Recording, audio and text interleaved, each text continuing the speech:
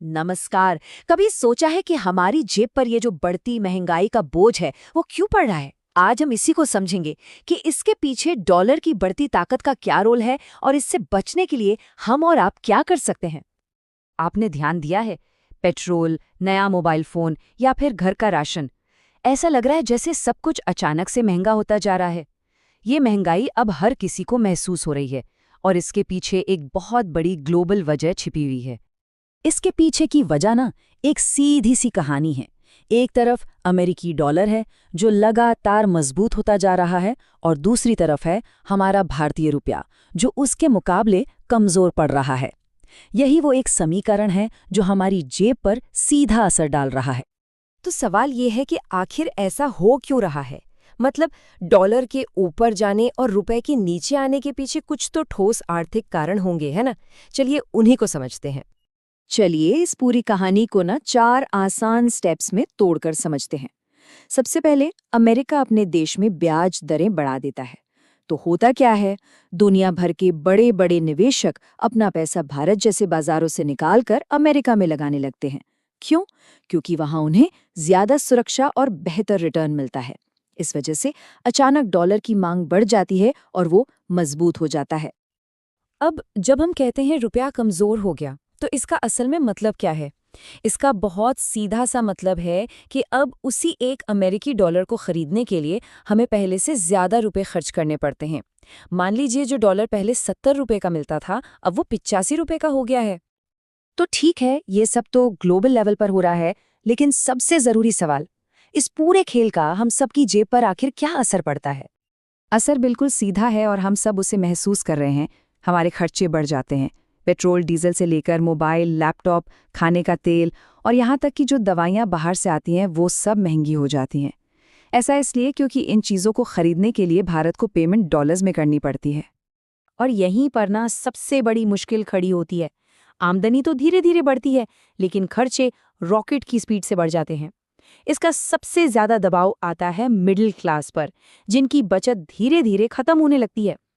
लेकिन जैसा कहते हैं ना, हर सिक्के के दो पहलू होते हैं।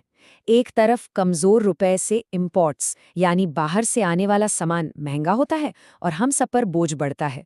वहीं दूसरी तरफ भारत में बना सामान दुनिया के लिए सस्ता हो जाता है, जिससे कुछ भारतीय इंडस्ट्रीज को बड़ा फायदा पहुंचता है। तो फिर फायदा होता किसे है?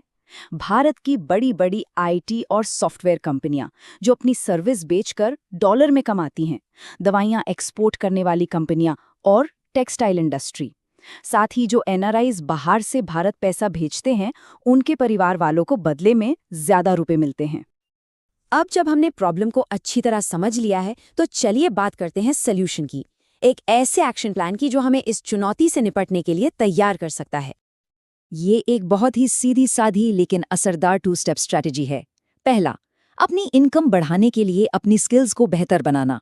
और दूसरा, अपनी मेहनत की कमाई को बचाने के लिए उसे सही से डाइवर्सिफाई करना, यानी अपनी बचत को एक जगह रखने की बजाय अलग अलग जगहों पर लगाना।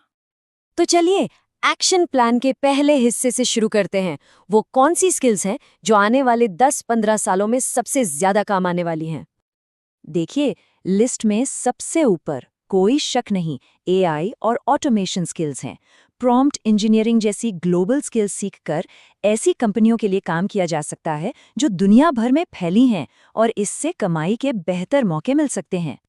इसके बाद नंबर आता है कोर टेक स्किल्स का, जैसे फुल स्टैक डेवलपमेंट और साइबर सिक्योरिटी। इन स्किल्स की डिमांड पूरी दुनिया में है और इसका मतलब है कि डॉलर या दूसरी मजबूत करेंसी में कमाने के रास्ते खुल सकते हैं। आज की दुनिया में हर बिजनेस ऑनलाइन है ना? इसीलिए डिजिटल मार्केटिंग और कंटेंट क्रिएशन से जुड़ी स्किल्स जैसे एसईओ और वीडियो एडिटिंग, इनकी डिमांड हमेशा बनी रहेगी। और आखिर में ऐसी स्किल्स पर फोकस करना जरूरी है जो आपको दुनिया में कहीं से भी काम करने की आज़ादी दें और मौका दें, सीधे डॉलर में कमाने का। फ्रीलांसिंग और कॉपीराइटिंग इसके सबसे अच्छे उदाहरण हैं। अब आते हैं एक्शन प्लान के दूसरे और शायद सबसे जरूरी हिस्से पर, अपनी मेहनत की कमाई को इस महंगाई और रुपए की कमजोरी से कैसे सुरक्षित रखें। मान लीजिए अगर कोई 10,000 रुपए से शुरुआत करना चाहता है, तो ये सिर्फ एक उदाहरण है कि उसे कैसे बांटा जा सकता है। जैसे 40% पैसा भारत की टॉप 50 कंपनियों में, 30% अमेरिकी बाजार में और बाकी 30% गोल्ड में। ये एक बैलेंस्ड शुरुआत हो सकती है, लेकिन हाँ, ये बस एक उदाहरण है। निवेश करने से पहले अपनी रिसर्च करना बहुत जरूरी है। अब इस प्लान में सबसे दिलचस्प बात यह है कि हर इन्वेस्टमेंट का एक खास मकसद है। निफ्टी 50 में निवेश का मतलब है भारत की ग्रोथ का हिस्सा बनना। यूएस ईटीएफ में निवेश का मतलब है रुपये की कमजोरी के खिलाफ एक प्रोटेक्शन लेना। और गोल्ड, वो तो हमेशा से ही बढ़ती महंगाई के खिलाफ एक सुरक्षा कवच रहा है। और एक बात याद रखनी बहुत जरूरी है, शुरुआत करने के लिए किसी बड़ी रकम का इंतजार नहीं करना है। हर महीने 1000 रुपए से भी एक बहुत अच्छी और डिसिप्लिन्ड शुरुआत की जा सकती है। जरूरी रकम नहीं, बल्कि शुरुआत करना है। तो आखिर में हम सबको खुद से बस एक ही सवाल पूछना है, क्या हमारी स्किल्स और हमारी बचत आने वाले कल की चुनौतियों के लिए तैयार हैं?